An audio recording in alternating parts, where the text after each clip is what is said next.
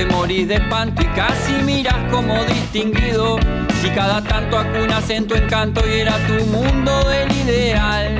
Y su ideal, mi ideal, el de aquel se puede... Buenas noches, bienvenidas y bienvenidos a Último Bondi, un programa producido por el colectivo Más Igualdad que busca, que quiere promover la reflexión, el intercambio de ideas y la difusión de información. En el día de hoy, siguiendo con la serie de programas que vinculan, que analizan la realidad política y la ley de urgente consideración, nos toca el turno de la vivienda. Titulamos el programa de hoy Vivienda y problemas sociales en el marco de la ley de urgente consideración. Como siempre, nos acompañan invitadas e invitados que los pasaremos a presentar. Nos acompaña hoy Beatriz Rocco, licenciada en Trabajo Social, doctoranda en Geografía, Planificación Territorial y Gestión Ambiental, docente universitaria y asesora en el municipio B de la Intendencia de Montevideo.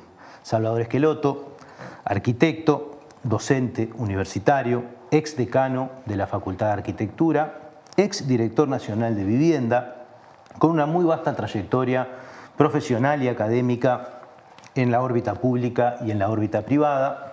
Y Ivana La Rosa, también arquitecta, maestranda en ordenamiento territorial y desarrollo urbano, asesora y consultora en materia de derechos humanos y hábitat, investigadora de CIEDUR e integrante de la Plataforma Global por el Derecho a la Ciudad.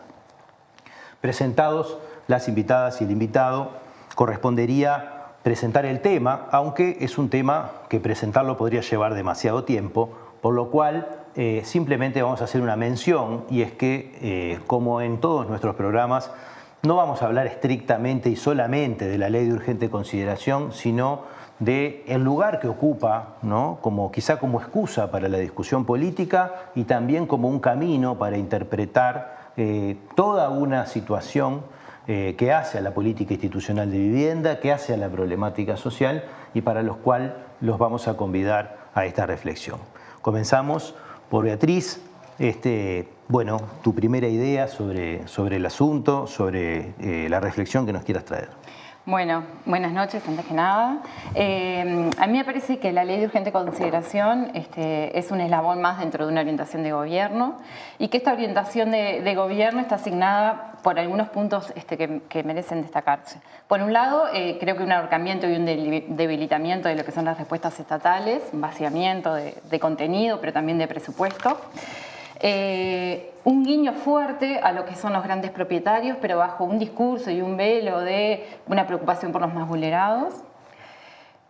Un debilitamiento también de las respuestas que han sido conquistas del movimiento social, y en eso me refiero concretamente al movimiento cooperativo. Una doble falsa promesa, diría yo, y eso tiene que ver con que se iba a atacar el déficit habitacional, es decir, dar más respuestas de vivienda, y eso es lo que se dijo que se iba a hacer, ya se dijo que no se puede hacer, que era una muestra de lo que capaz se podía hacer. Y también otra falsa promesa que ya viene desde los años 90 en esto de que si aumenta la oferta en vivienda baja el precio. Ya está constatado de que no, nuevamente se vuelve a colocar en el tapete. Hay poca claridad con algunas herramientas que parecen novedosas, como el fideicomiso, que sí aparece en la ley de urgente consideración, con aportes estatales y de privados, aún no reglamentado y sin claridad cuál va a ser su finalidad. Y finalmente, una especie de dicotomía fuerte entre lo rural y lo urbano, incluso quitando fondos, ¿no?, del Instituto de Colonización para traer supuestamente la regularización de asentamientos. Yo creo que ese es un contexto en el que nos encontramos hoy, a grandes rasgos. Salvador. Bueno, poco que agregar, pero capaz que darle un poco más de contexto, porque los artículos que hoy se están discutiendo, que se están impugnando, que son unos cuantos, en realidad refieren a un aspecto muy puntual que vamos a desarrollarlo después, pero creo que lo que interesa es el contexto, ¿no? Cómo se inscriben dentro de un marco más general, que es un retroceso en derechos. Porque esta ley, de alguna manera, es como emblemática desde muchos puntos de vista y también es una especie como de carrito supermercado. Es decir, en una ley yo voy poniendo un montón de cosas que yo las tengo inventariadas acá, que puede haber muchas más, desde dinamitar la inclusión financiera, reglamentar el derecho de huelga, estimular el lavado de activos, modificar el Código de Proceso Penal, incrementando las penas de una manera absolutamente irracional, cambiar la ley de educación prácticamente entera, cambiar el Código Penal, el chorizo artesanal también estaba en la ley de urgente consideración, los alquileres, un montón de otras disposiciones diversas, pero tienen un denominador común, ¿no? Estamos en un contexto de una restauración conservadora, después de 15 años de una era progresista, que forma parte de un contexto también mundial, regional y, por supuesto, nacional. Y tiene componentes, obviamente, desde el punto de vista político, desde el punto de vista económico, que algo de ello habló Beatriz, pero sobre todo también tiene componentes desde el punto de vista ideológico y cultural. O sea que acá, más allá de los efectos concretos, hay un sustrato ideológico que es como el denominador común de toda esta parafernalia de artículos y que creo que es como la esencia de ese proyecto restaurador, conservador, regresivo, de pérdida de derechos. Sí, quizás construyendo un poco sobre como las dos intervenciones, tanto de Beatriz como de Salvador, y yendo a la filosofía que hay detrás, sí recalcar, obviamente, que hay un retiro del rol del Estado, ¿no? El Estado es el garante de los derechos humanos, de los derechos de las personas. El Estado, en realidad, nos representa a toda la sociedad, a todos los esfuerzos que hacemos como sociedad. Nosotros, el Estado nos tiene que representar y hoy quienes están en las autoridades, quienes son las autoridades, tienen que llevar adelante ese rol. Y aquí vemos en la filosofía, y después podemos ir, obviamente, en los artículos que ya fueron comentados, son los temas que ya fueron comentados, pero lo que vemos es un retiro y poner a la cuestión entre privados, poner a los esfuerzos que pueden hacer las personas individualmente, poner quizás obviamente un énfasis en el mercado como quien va a solucionar los problemas que, como ya se ha dicho, son históricos, que no son de ahora, no estamos diciendo que son de ahora, pero justamente uno lo que, por lo menos desde la sociedad civil y de quienes estudiamos estos temas en ese sentido, queremos ver siempre una progresión, porque además es el mandato que tienen los estados, de progresar y de no ir para atrás. Entonces lo que vemos en este marco, ya sea con lo que plantea la LUC, pero también me parece que es importante relacionarlo a lo que ha sido el presupuesto y el plan quinquenal que se han presentado, ¿no? También va de la mano con esas cuestiones que ya la LUC viene planteando, y entonces vemos retrocesos, vemos recorte presupuestario concreto, pero también vemos una forma de entender la función del Estado, una forma de dar más énfasis, como insisto, al mercado, que por su lógica, y acá no es para demonizar el mercado, sino para entender que la lógica del mercado no es satisfacer en igualdad las desigualdades estructurales, y entonces ahí tenemos grandes falencias. Entonces me parece importante recalcar ese marco de derechos que está muy debilitado en esas cuestiones, y me gustaría traer también a colación que este año, además en 2022, el Uruguay tiene que presentar nuevamente sus informes ante el Comité de Naciones Unidas sobre Derechos Económicos, Sociales y Culturales. Y ya en 2017 el Estado recibió ciertas recomendaciones, ¿no? Se le reconocía ciertos avances y se le encomendaban otras recomendaciones para avanzar. En el contexto que estamos, hay retrocesos. Hablaron los tres de un debilitamiento del Estado, de un retiro del Estado, de una nueva consignación de un papel superlativo al mercado. Y todo esto, de una manera u otra, se traduce en el desempeño de las cuestiones institucionales. O sea, ¿cómo se vinculan, ¿no? Hablaste de plan quinquenal, reducción de presupuesto. ¿Hay efectivamente una reducción de presupuesto? Hubo muchas pregunto esto porque hubo muchas promesas electorales, que tú las mencionabas, ¿no? Es decir, vamos a hablar a reducir el déficit, vamos a hacer X cantidad de miles de viviendas, que después eso salió como que un poco ridiculizado en los medios, ¿no? Como algo que no era un compromiso, se dijo por decir, pero no se asumía. Pero todas estas cosas tienen su materialidad, ¿no? Digo, en esta discusión de la vivienda que siempre trae un poco esta idea de la materialidad dentro de las políticas sociales en especial. ¿En qué medida asistimos a una restricción presupuestal y en qué medida esta consignación al mercado puede tener algún tipo de sustento en la idea de atender los problemas reales que tiene la población? Varias preguntas. Son muchas. Vamos a tratar de contestarlas las tres, pero la primera, ¿no? Después sobre el mercado podemos extendernos. En realidad las políticas tuvieron un repliegue muy importante, pero desde el primer día. No se ha hecho nunca un énfasis, y creo que hay que hacerlo, de que antes del primer caso de COVID ya se aprobó un decreto, el 90-220, que abatía el 15% de los créditos de inversión y de funcionamiento en toda el área pública, y obviamente le pegó en la madre a la infraestructura social, vivienda y otras áreas de inversión.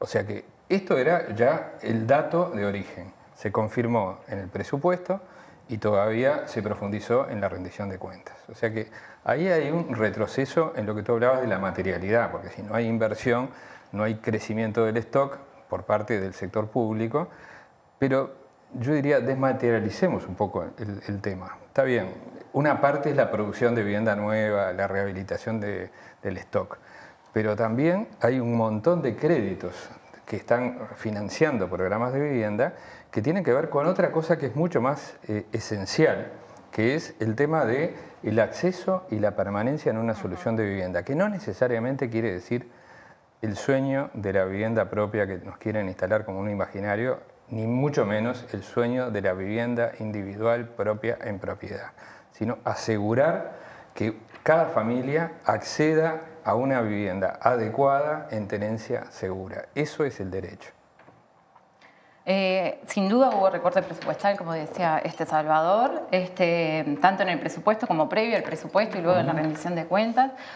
Hay menos posibilidades de acceder a la cooperativa de vivienda, y por eso yo decía que en realidad lo que son reivindicaciones de años del movimiento cooperativo también, porque se pasó de 2 sorteos anuales a un sorteo anual, y eso son viviendas, cantidad de viviendas efectivas.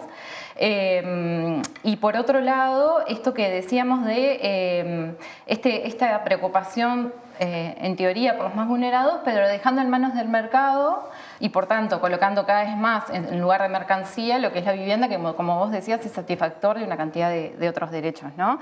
Y esto imposibilitando no solo el acceder a la vivienda, sino el permanecer, que ahora cuando veamos bien cuáles son los puntos que estamos invitados a derogar, tienen mucho que ver con esto de la permanencia. LUC propiamente dicho, pero en el contexto también, en general, estamos frente a una situación de precariedad más extendida y más generalizada. Yo diría, no borro las políticas, pero las vacío, las estrangulo, las vacío de contenido y las vacío de presupuesto. ¿Y hay innovación en materia de instrumentos, por ejemplo? Ninguna. Sí, sí. Aparece esta figura de los fideicomisos que no se sabe bien para qué. Nosotros incluso cuando intervinimos en el Parlamento hacíamos esa pregunta porque nos presentaba dudas, porque también es eso, cuando no te... hay otro tema que tiene que ver con el acceso a la información y que te desarrollen bien las políticas que van a implementar. Entonces, a veces es muy difícil cuando uno busca la información, está esbozado una definición de cuál va a ser una unidad nueva que van a, bueno, que supuestamente existe nominalmente en el ministerio, pero uno busca la información, no sabemos qué está haciendo. Entonces, es muy difícil luego poder rebatir si no tenés esas posibilidades, pero sí se constata estos recortes que son, digo, calculados concretamente. Estas otras cuestiones que fueron antes incluso de que se declarara la pandemia. A ver, no nos olvidemos que, como siempre decimos, las políticas son de Estado. No es cuestión de que un gobierno y ahora viene otro gobierno y borra todo. O sea, el deber de satisfacer estos derechos le compete al Estado. Entonces, quien viene tiene que ver lo que había, lo que queda, lo que va a implementar, pero siempre en esta progresión que yo mencionaba antes, que mencionábamos. Entonces, estos recortes no vimos que afectaron, por ejemplo, a casos de realojos, casos de personas que les iban bajo el programa de mejoramiento y de realojos, que tenían aprobado. Entonces, luego se viene la pandemia a los pocos días, y en vez de decir, bueno, voy a invertir más en los más vulnerables porque la pandemia está demostrado que afectó y sigue afectando a personas que ya estaban en situación vulnerable, parece que además tenemos que aplaudir que hayan recortes, que hayan ahorros. No son ahorros, es que dejamos de invertir en políticas sociales que van a hacer que las personas podamos tener esos derechos más o menos satisfechos. Entonces eso es un problema. Exacto. Y el recorte no es solo ahora, sino que todo indica que es a fin del periodo. Por todo el periodo. Exacto, por todo el periodo. Va a permanecer, y además estos fondos del fideicomiso aún no reglamentados se quitan también de la consolidación urbana, ¿no? De la relocalización de asentamientos, regularización de asentamientos. Sí, de hecho, por ejemplo, proyectos que estaban para iniciarse todavía están esperando. Y otros que estaban en ejecución, que es dramático también por muchos aspectos, tuvieron que, entre comillas, reprogramarse. Es decir, una obra que se iba a hacer en 24 meses se va a hacer en 36 o en 40, se va a recortar. Es decir, hubo una decisión independientemente de todo contexto económico sanitario de recortar la inversión pública y pegó mucho, como decía Ivana, en particular a los programas que atienden a los sectores más vulnerables o, por ejemplo, a los grupos de trabajadores organizados en el sistema cooperativo. Podríamos decir, grosso modo, que es indiscutible la caída, por decirlo de alguna manera, en la propuesta de soluciones habitacionales y de vivienda para los estratos medios y bajos. Las metas que ellos mismos declaran son mucho más bajas que en el periodo anterior, en términos cuantitativos, pero ya se vio en la rendición de cuentas que en el primer año se estuvo por debajo y este año va a llegar ahora la segunda rendición de cuentas, va a ser todavía más deprimida. Estamos muy lejos de las promesas de la campaña electoral. Sí, admitido por la propia ministra, ¿no? Sí, sí. Repito, ella dijo que era una muestra de lo que había que hacer, pero que efectivamente no se puede, eso salió en la prensa. Bueno, cerramos este bloque, por ahora venimos en el segundo bloque, ya con el análisis concreto de los artículos de la Ley de Urgente Consideración. Esto es Último Bondi.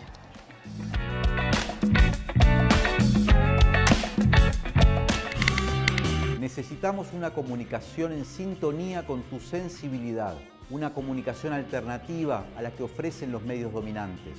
Otras miradas, otras voces, otras personas, otras ideas. Todos tienen derecho a tener su voz. Para sostener una comunicación alternativa necesitamos que nos apoyes. Hacete socio de la comunidad de Caras y Caretas en carasycaretas.com.uy/socios. Haciéndote socio, estás ayudándonos a comunicar, estás ayudándonos a romper el blindaje.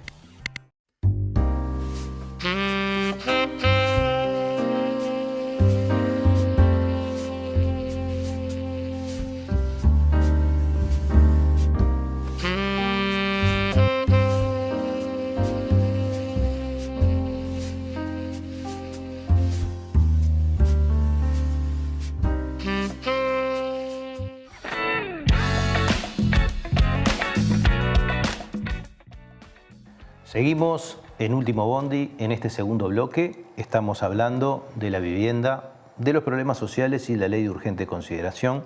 Nos toca en esta segunda parte analizar ya un poco más de cerca las cuestiones que tienen que ver con el articulado de la Ley de Urgente Consideración, en esta idea un poco que veníamos planteándonos, bueno, ¿a qué problemas se supone que apuntan los artículos que están planteados en la Ley de Urgente Consideración? ¿Hay alguna relación con algún diagnóstico hecho que nos indique que esto era necesario?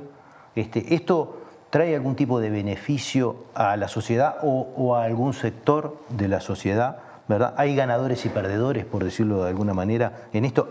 ¿Cuál es la innovación en términos de instrumentos y de políticas en ese sentido? Bueno, Beatriz. bien. Varias preguntas, pero sí hay ganadores. Los ganadores son los propietarios y los grandes propietarios. Quito de acá a los pequeños propietarios.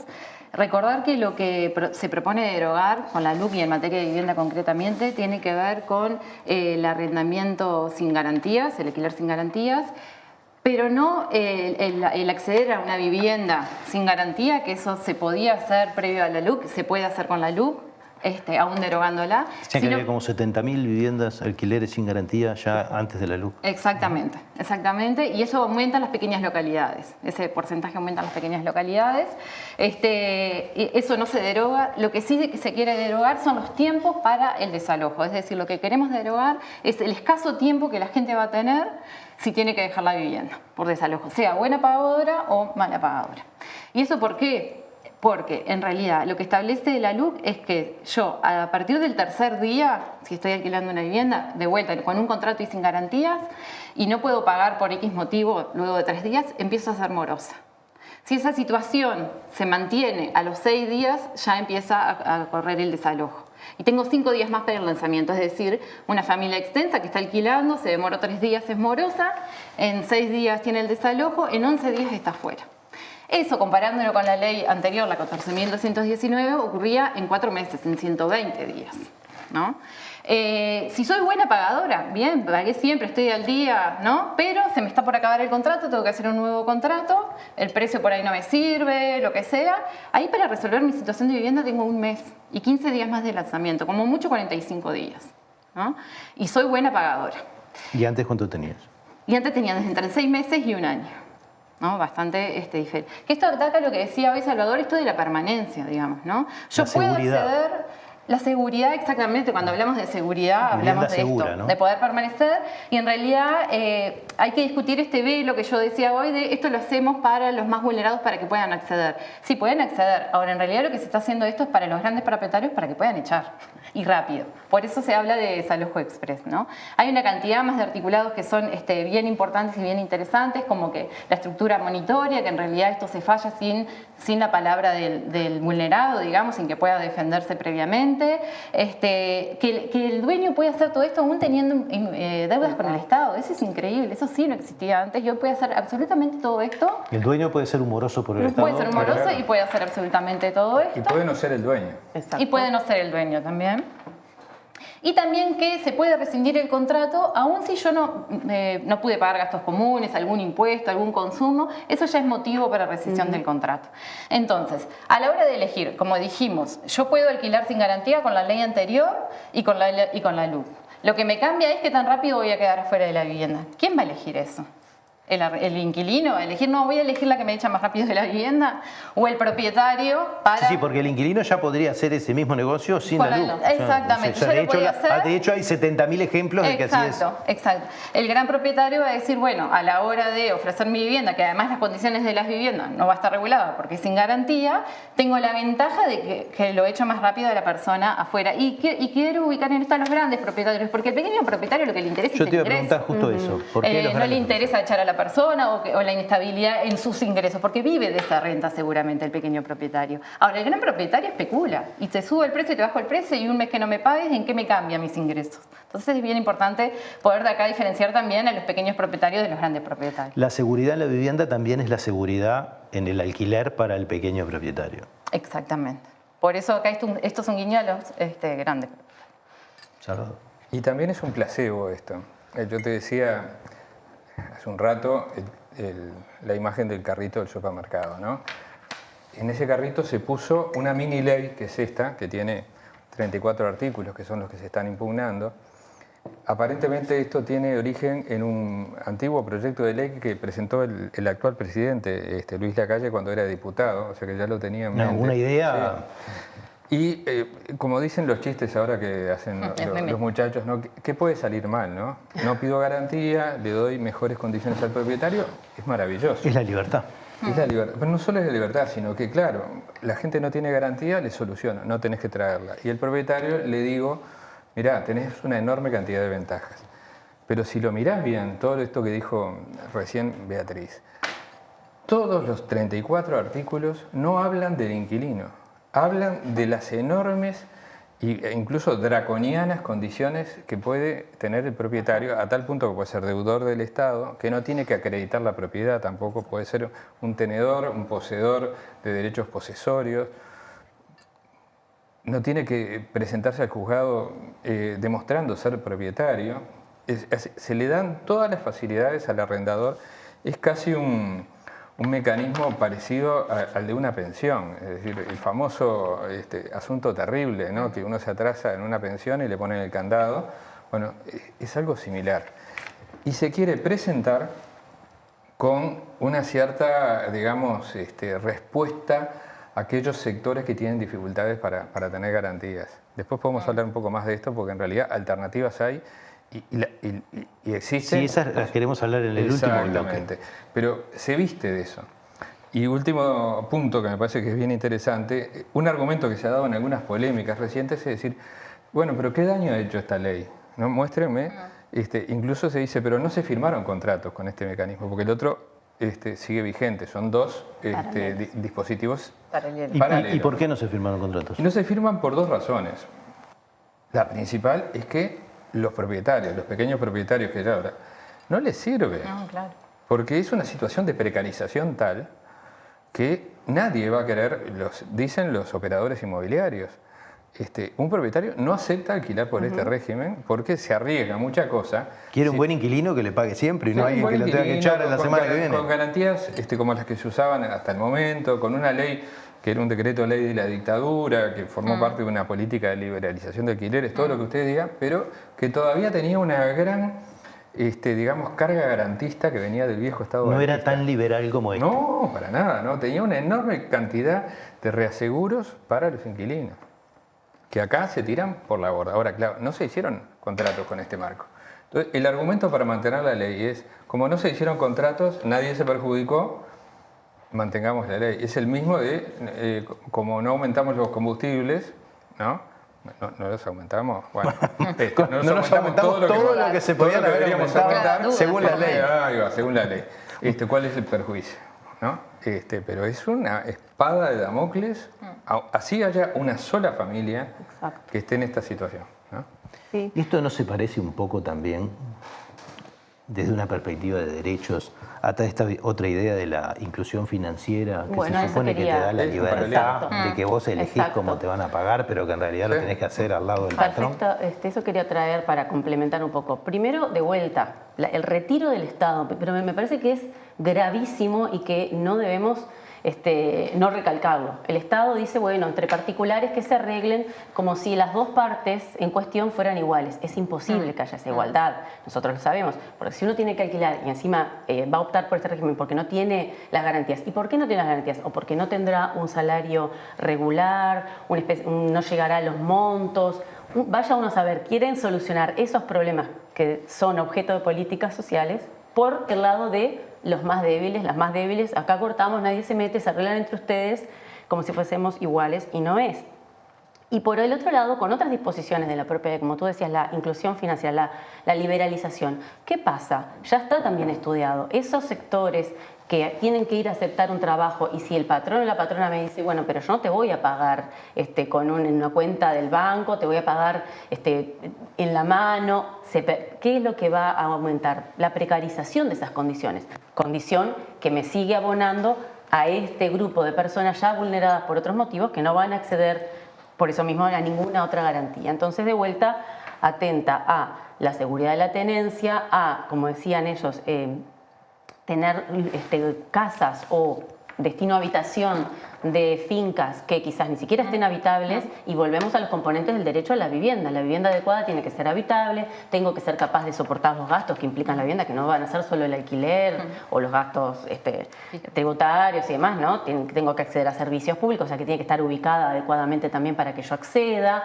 Todo un montón de cosas que el Estado se retira y el Estado no va a fiscalizar nada, y como decíamos, puede incluso la ley establece sacar a una persona diciendo que está ruinosa la vivienda, y también es un motivo para que te desalojen con todos estos recortes, pero mañana esa misma persona que te sacó porque está ruinosa la pone de vuelta en el mercado, y el Estado no va a verificar si esta vivienda está ruinosa o no. Entonces debilita en todo sentido, y volvemos a lo mismo, a fraccionar esto como si es un problema individual, como si fuese un problema individual, cuando es un problema social, cuando es un problema de la comunidad, y seguimos abonando en este discurso de lo individual con respecto a los derechos. Entonces deja de ser un derecho y refuerza la narrativa de la vivienda como mercancía también. Una cosa en relación a eso, en esta aparente igualdad, ¿no?, que se traduce también en toda la LUC, esta aparente igualdad entre relaciones claramente desiguales. Otro de los argumentos, además de que esto iba a beneficiar a quienes no pueden acceder a la garantía, como ya vimos es falso, porque se podía acceder previo a la LUC a un alquiler sin garantías, es nadie está obligado. Bueno, nadie está obligado relativamente, porque en realidad si yo voy a alquilar sin garantías porque no tengo garantía, y el propietario dice, mira, es con esto o no te alquilo, no me va a quedar mucho margen de acción, digamos, ¿no? Entonces, nuevamente, yo creo que hay que desandar esos discursos por los cuales se está promoviendo esto, digamos, ¿no? Yo veo como que hay un conjunto de acumulaciones en esta idea de proteger la posibilidad de que la gente tenga una vivienda segura, o desproteger en este caso, que se vienen sumando, ¿no? Porque si agregamos algunos asuntos sobre los problemas de usurpación, sobre la penalización de vivir en calle, y yo me pregunto, ¿no? Es decir, compone un panorama, ¿sí? ¿Dónde va a vivir la gente? O sea, ¿quién está pensando de que hay un sector importante de la humanidad que con este conjunto de normativas no tiene un lugar para existir?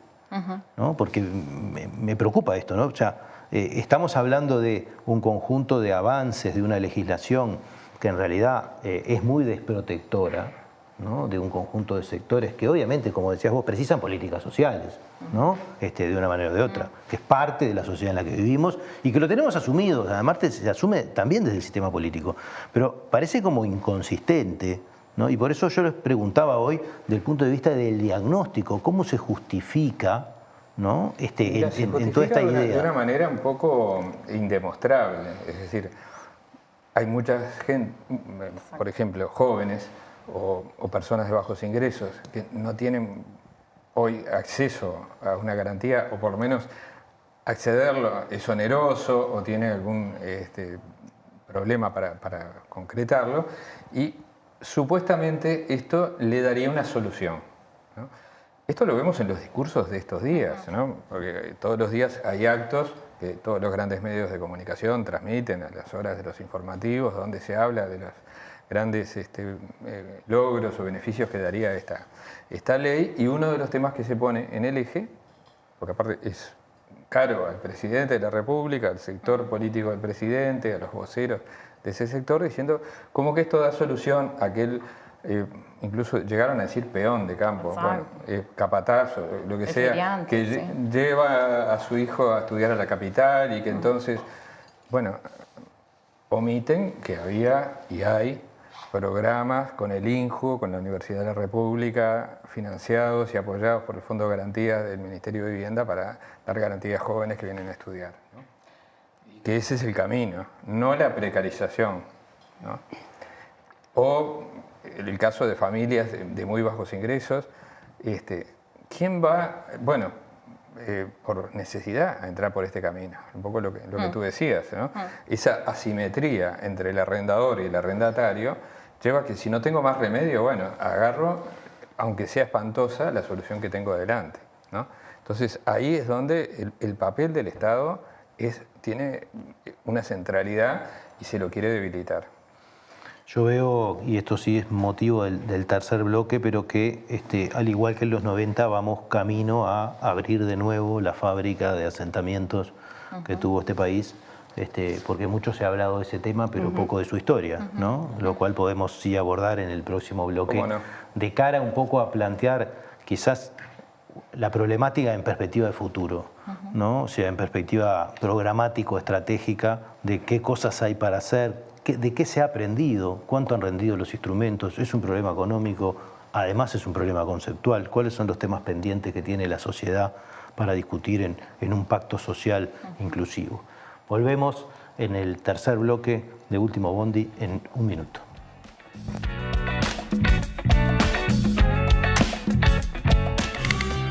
Necesitamos una comunicación en sintonía con tu sensibilidad, una comunicación alternativa a la que ofrecen los medios dominantes. Otras miradas, otras voces, otras personas, otras ideas. Todos tienen derecho a tener su voz. Para sostener una comunicación alternativa necesitamos que nos apoyes. Hacete socio de la comunidad de Caras y Caretas en carasycaretas.com.uy/socios.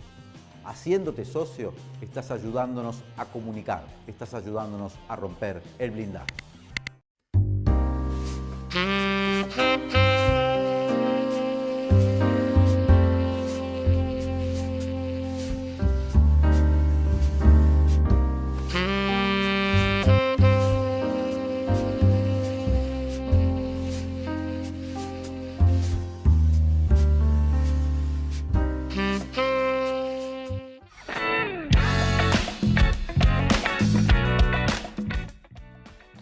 Seguimos en Último Bondi en este tercer bloque. Ahora nos toca, como siempre, la parte de discutir en profundidad propuestas, asuntos de largo plazo y también una evaluación, ¿no? de la experiencia hecha y de lo que se sabe, porque cuando uno habla de estas cosas, muchas veces puede irse por la discusión coyuntural y enojarse, posicionarse, pero la verdad que estamos discutiendo un asunto de altísima importancia que lamentablemente se termina muchas veces discutiendo en caricaturas que simplifican mucho la realidad, y hay mucha gente y mucho estudio y mucha experiencia institucional y mucha construcción histórica en materia de políticas que deberían ser rescatadas a la hora de proponer soluciones y no simplemente salir a la marchanta a proponer cosas que después no se van a hacer.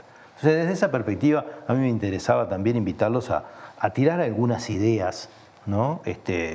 Revulsivas o no, autocríticas o no, críticas, propositivas, sobre el tema en general y algunas cuestiones de esto de vivienda y sociedad, podríamos decirlo, vivienda, sociedad y política, ¿verdad? Y derechos, ¿no?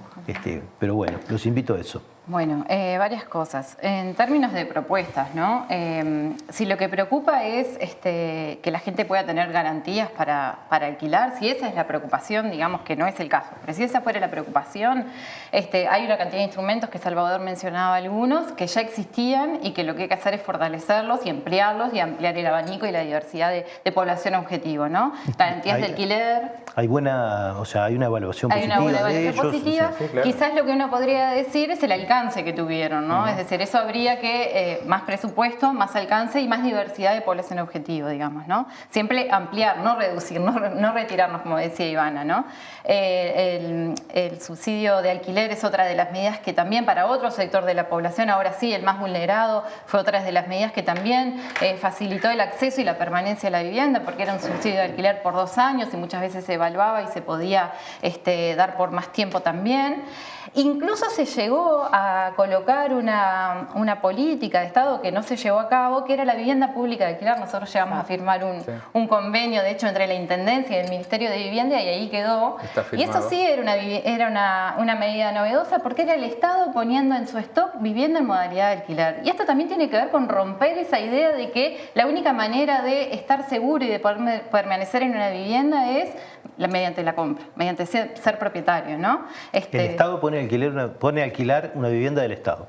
Exactamente, esa era la propuesta. Mirá, ya lo dijo Beatriz, pero... No es nuevo en el mundo, ¿no? No es nuevo en ningún lugar. En los países capitalistas centrales esto es una política, por ejemplo, en Francia, Alemania, Austria, claro. Estados Unidos incluso, exacto, en algunos estados, en algunas ciudades. Acá nos parece, porque somos un poco provincianos, de que eso, no sé, sería de los regímenes socialistas. Sí. Porque también... Pero de hecho tenemos una experiencia que está en desarme, que es el Instituto de Colonización. Bueno, exacto, que arrenda tierras. Para cual le retiramos 20 millones para colocarlos, para regularizar. Se lo estamos sacando. Claro, pero tú mencionabas una cosa, porque a mí me parece que está... La política de alquileres me parece que es un componente central, un poco lo que decía Beatriz. Pero hay otros componentes, por ejemplo, el sistema cooperativo, que también responde a ciertos sectores medios bajos de trabajadores, asalariados, con una eficiencia económica y social en cuanto a lo colectivo, a la construcción de una, vivienda más allá de la vivienda, ¿no? En articulación con el barrio, con la comunidad, con una gestión de alguna manera autogestionada, valga la redundancia, y que está hoy prácticamente congelado en sus apoyos.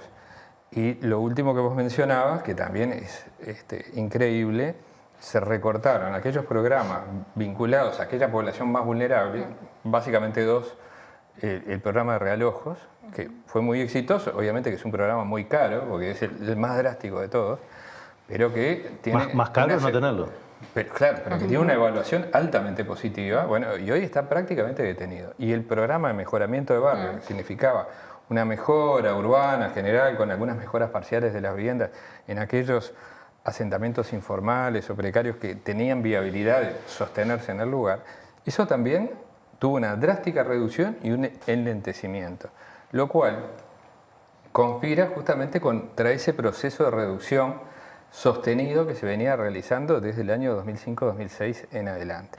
Y también hay un relato, y esto quizás sea lo más curioso, uno lo ve en las redes, pero lo ve en los representantes políticos, en gente que tiene una banca en el Senado o en la Cámara de Diputados, diciendo que los asentamientos son consecuencia de los 15 años de gobierno del Frente Amplio. Es insólito porque hay información abundante, primero, que en esos 15 años se redujeron en términos proporcionales y absolutos, pero que además la gran, ola o fábrica de precarización urbana habitacional fue la década de los 90. Ahora, la izquierda no ha salido a defender y a discutir eso como corresponde, ¿no? Porque realmente hay información... También hay un poco de un sentimiento de que no fuimos... De culpa. Sí, de que no fuimos suficientemente enérgicos. Bueno, sí, es cierto. O contundentes. ¿No? Puede ser. Yo creo que por algo de eso puede haber. Sí. Yo creo que en ese sentido para hacer ese vínculo una cosa con otra. Por un lado, si veíamos el tema de los desalojos, claro que es un tema, además, que como decíamos, ¿qué fueron la formación también estudiada, como decían recién, de los asentamientos? El costo de vivir en la ciudad consolidada de las personas que fueron incrementando los asentamientos y luego hubieron estas respuestas con estos programas que hoy los vemos recortados, llevados a su mínima expresión o paralizados totalmente. El Uruguay, uno de los temas que yo traía en el primer bloque, el tema de los desalojos que ya fue observado, y a ver, nosotros de sociedad civil hicimos informes paralelos al sistema de Naciones Unidas en su momento, también diciendo que Uruguay tenía avances en legislaciones que permitían cosas muy buenas como la prescripción adquisitiva, los 5 años de vivir en un lugar que reúne determinadas condiciones gracias a nuestra ley de ordenamiento territorial, pero a su vez penalizaba la ocupación mediante la ley de usurpación. Entonces se daban esas dicotomías, ¿no? La criminalización de personas que en realidad se supone que pueden ocupar un lugar porque lo necesitaban. ¿Qué pasa? Si nosotros queremos seguir avanzando, no podemos seguir con estas restricciones y con este retiro del Estado, porque lo que vamos a abonar es esa narrativa de individualizar como si fuese una cuestión de opción individual, ¿no? estas situaciones, y en el marco tanto de la LUC como de otras normativas y del plan que estábamos hablando anteriormente en el actual gobierno, se apunta a la individualización de esto y la criminalización se va a seguir profundizando y se profundiza,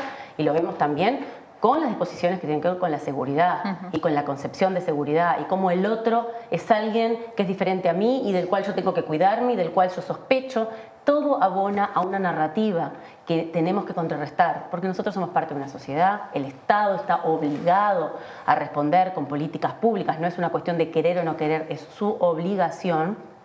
E insisto, el Estado es el que más genera atributos en una ciudad para mejorar la vida de las personas, pero lo genera a través de nuestros aportes que hacemos como sociedad. Entonces, cuando nosotros relegamos los beneficios que generamos entre todos a medidas que van a beneficiar solo a unos pocos, que en realidad tienen esta lógica de mercado, también estamos relegando las contribuciones que hicimos como sociedad, ¿no? Entonces nosotros tenemos legislación en nuestro país que apunta a generar también recupero para aplicar a vivienda social, utilizar inmuebles, como ya también tenemos leyes para utilizar inmuebles que estén en desuso, tenemos lo que decían, ¿no? Una estrategia nacional de suelo urbano que está, por lo que entiendo, no se sigue, o sea, está vigente pero no se está utilizando. Vigente pero inoperante. Tan vigente como inoperante. ¿Dónde estaba esta iniciativa de la posibilidad del alquiler social público? Entonces, como decimos, no estamos inventando la rueda. Uruguay cuenta con herramientas, pero tiene que haber una voluntad política y una concepción de ciudad y de territorio para las personas, donde las personas también son no solo sujetas de derechos, sino que tienen que participar de esa concepción de las políticas. Entonces ahí vemos de vuelta. Bueno. Las personas no participan. Miremos las personas en situación de calle también. Se las invisibiliza totalmente y tampoco hay respuestas en ese sentido. Entonces es grave. Yo creo que estamos en un proceso social general muy abonado por la construcción mediática y de sentido de criminalización. ¿Sí? Sí. El problema es que esa criminalización es muy desigual también, ¿verdad? Porque yo rescato un conjunto de prácticas sociales donde, como bien vos decías, no necesariamente son las opciones voluntarias de los individuos, sino muchas veces lo único que pueden hacer, los que conducen a una cierta situación que es criminalizada, pero después tenemos leyes como esta misma, que criminaliza o que construye un escenario de criminalización de un conjunto de prácticas sociales que habilita otras que son francamente criminales. ¿Sí? Porque cuando uno dice quién anda por ahí o quién demandó tener la posibilidad de andar por ahí pagando en efectivo $100.000, 120, o 120, bueno, actualicemos los datos, uno dice, pero un bolso con 120 lo mirábamos en el programa sobre la LUC y la economía, decía, bueno, sí, el delito por lo menos precisa del pago en efectivo y nosotros estamos entrando en una mala práctica mundial, además, ¿no? En este tipo de cosas. Entonces, la criminalización tampoco es generalizada. Se criminalizan algunas cosas. Claro, ¿no? La narrativa va hacia un lugar y todo abona. Yo voy ahí porque me gustaría cerrar esto en el sentido de que veo, por un lado, que hay un faltante de recursos necesario y claro que no necesariamente hay un problema muy grave de instrumentos y de herramientas para la solución de los problemas. Fueron generados, claro. Quizás falte alguno, quizás haya que mejorar, se pueda criticar, pero no es esencialmente un problema de que no hay ideas y buenas prácticas que se puedan traer o que incluso se puedan importar, ¿no? Porque el mundo ha promovido muchas cosas en este sentido. Ahora, para eso se precisa realmente un pacto social que habilite la posibilidad de poner recursos en un determinado lugar con un objetivo de inclusión y de integración social que si está mediado por la criminalización es imposible, ¿verdad? Porque nadie está dispuesto a ayudar con sus impuestos a las malas prácticas, a los vicios, a la criminalidad, ¿verdad? Entonces pintar de criminal determinadas prácticas sociales y determinados rincones de la sociedad parecería tener una cierta renta para la desigualdad, ¿verdad? Yo no sé qué opinan sobre este asunto, es un tema que a mí me queda grande desde el punto de vista de entender sobre el asunto de la vivienda, pero me da esa impresión. Sí, yo creo que ese pacto social está en juego más que nunca ahora, y está en juego en términos, llevándolo a lo de la vivienda, realmente si vamos a colocar la vivienda como derecho, que era lo que decía Ivana, o como mercancía, y ahí se juega, ¿no? Si la colocamos como derecho, y tiene que haber políticas, instrumentos, presupuesto, que ahí una de las medidas que quería recordar que el movimiento cooperativo ha traído como propuesta ya desde hace un tiempo y ahora la refuerza, es esto del impuesto al patrimonio, que ellos dicen que con un 0,1 que se grave el patrimonio se puede acceder a 160 millones más. Y traigo esto porque se grabó al agro y no al patrimonio, ¿no? Pero bueno, y yo creo que ese pacto social en vivienda se juega en eso. Bueno, vamos a pensar, a concebir la vivienda como derecho o como mercancía. Definámoslo. Y ahí se construye un determinado tipo de sociedad. Y por otro lado, otra de las decisiones que tenemos que tomar es, ¿vamos a facilitar el acceso y la permanencia a la vivienda o no? Es concepto de vivienda segura, quizás el paradigma. Y la permanencia hacia la seguridad. Cuando hablemos de seguridad, no hablemos solo de la seguridad vinculada al robo. La seguridad pública es la seguridad de poder vivir seguro. Es poder construir hogar. ¿Qué hogar puedo construir yo si en 6 días voy a ser desalojada o máximo en un mes? ¿No? Entonces me parece que todo esto es lo que se pone en debate y además creo que todas estas medidas lo que hacen es construir una puerta giratoria, diría yo, de la vulneración, porque esto engrosa el no acceder a la vivienda, la no permanencia engrosa la situación de calle, engrosa las situaciones de asentamientos irregulares. Entonces todo aquello que prometimos, el asentamiento cero, el que disminuimos la cantidad de viviendas faltantes y demás, lo que estamos haciendo es entran por una puerta, salen por la otra y quedan en el mismo lugar o peor de vulneración, digamos. Creo que todo esto es lo que se está poniendo en juego y que nos tenemos que dar un debate como sociedad de hacia dónde queremos ir y qué estamos dispuestas a soportar y qué no, y poner arriba de la mesa quiénes están ganando, y quien está ganando acá es el solo como una de la población más rica. El resto estamos perdiendo, porque tenemos una sociedad más desigual y otros porque van a caer más bajo de lo que ya están, ¿no? Bueno, en cierto sentido se está yendo en la dirección contraria, no solo de los últimos 15 años, ¿no?, sino de los últimos casi 60 años de construcción, de institucionalidad, de herramientas y de políticas en materia de vivienda, hábitat y desarrollo integral. Porque hemos hablado, obviamente, de la vivienda, porque era el tema hoy, pero quizás podemos hablar un minuto del tema del derecho a la ciudad, porque la vivienda no es un artefacto, ¿no? No es algo que uno pueda aislar como la casita que se dibuja en el dibujo de los niños, sino que es algo que está inserto en un entramado urbanístico, pero también en un entramado social. Y acá es donde esta estigmatización del otro, esta disolución del sentido de lo colectivo o esta erosión del nosotros, donde aparece un otro que es mi amenaza, mi enemigo, que yo lo estigmatizo, que puede ser el que me vaya a robar o me vaya a hacer quién sabe qué cosa, y por eso incluso me asusto y voy y le pego antes que ocurra nada. Que se está construyendo ese imaginario, a nivel de la vivienda también es lo mismo. Es decir, no hay solución, parece un poco utópico lo que digo, si no es con todos.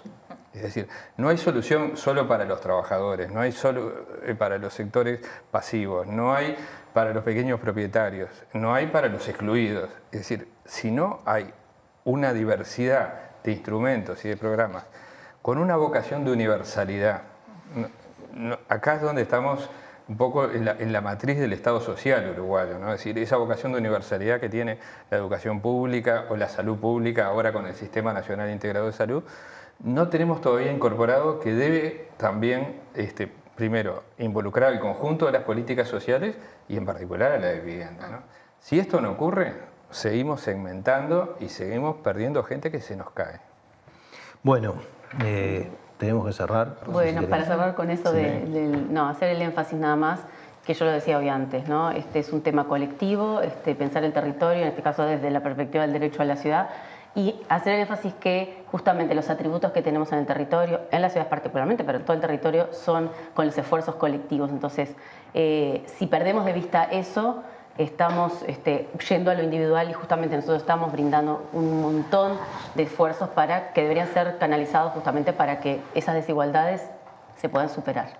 Bueno, como siempre nos quedó corto el programa, nos quedaron muchas cosas por ver. Bueno, la vinculación con el resto de las políticas sociales, con el empleo, la posibilidad de sostener una vivienda. Me quedo igual de todas formas, por lo menos con una orientación conceptual de esto de una vivienda segura o de la seguridad en la vivienda como parte de la seguridad pública y como parte de la seguridad personal, ¿verdad? Como algo necesario de incluir en el pensamiento del sistema político en general, junto con los otros pensamientos sistémicos, salud, políticas sociales, ¿verdad? Y como una pata más, terminar de sacarla de ese lugar solo mercadista, donde ha puesto, nadie desconoce la dimensión de mercado que tiene el tema, pero no es solo por ahí, y no van a venir por ahí las soluciones, por lo menos para la inclusión y la integración social.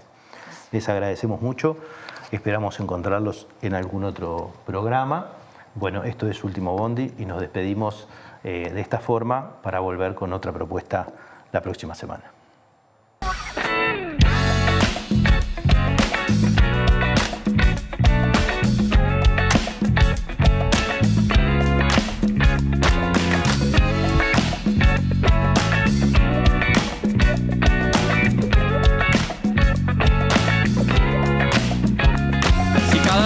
Te morís de espanto y casi miras como distinguido.